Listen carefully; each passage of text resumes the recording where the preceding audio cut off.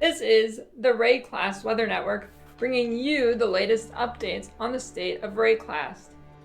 For the first week of early access, a clear weather pattern has emerged here. In the northeast of Rayclast, we have the soft core region, which has been being battered by lightning and ice storms brought over from the ocean from rogue stormweavers and invokers wreaking havoc on the region. Archmage Stormweavers have been tearing up the ladder, with Spark using a high mana pool and energy shield to become basically unstoppable. There have also been reports of Deadeyes causing additional lightning strikes as well, even causing a rare ball lightning phenomenon. Ice storms have been conjured by the invokers zooming around the land, freezing innocents and shattering them to dust with Ice Strike and Tempest Bell. If you see a blurry figure rapidly approaching you, it's likely you are experiencing a flickering strike storm, and it is already over for you. Here, in the northwest, the hardcore region, it has been constant firestorms caused by undead armies crossing the lands, coming out of the ocean, raising the dead, bringing them across the land here. The entire ladder is just full of Infernalists, stacking as much energy shield as they can get, and their skeletal arsonists raise everything to the ground. Usually when these guys, they stay dead, but for a temporary period, they are reviving in the softcore region, since there is currently no active league.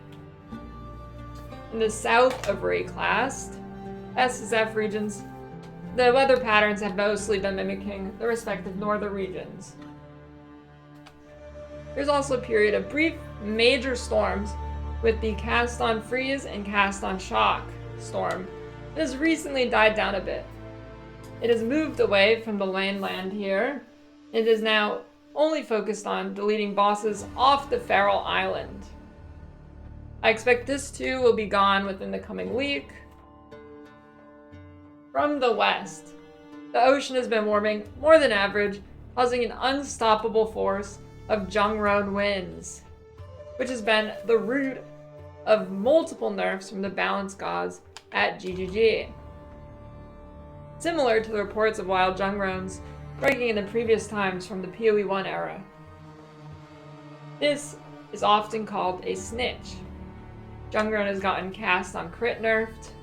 The first PoE 2 auto bomber, which utilized cast on minion death, is nerfed, and now the next Jungroad victim is looking to be Fine Arrow Gemling, which has an exponential damage curve with dead gem levels, getting it to level 40 plus, thus reaching absurd levels of damage, melting pinnacle endgame bosses in literally 2 seconds. Earlier this week, there were reports of no loot dropping. It has been remedied with the loot buff drop. Citizens were also reporting not being able to dodge roll properly. This has since been remedied by reducing the player size when dodge rolling, allowing them to dodge smoother between monsters.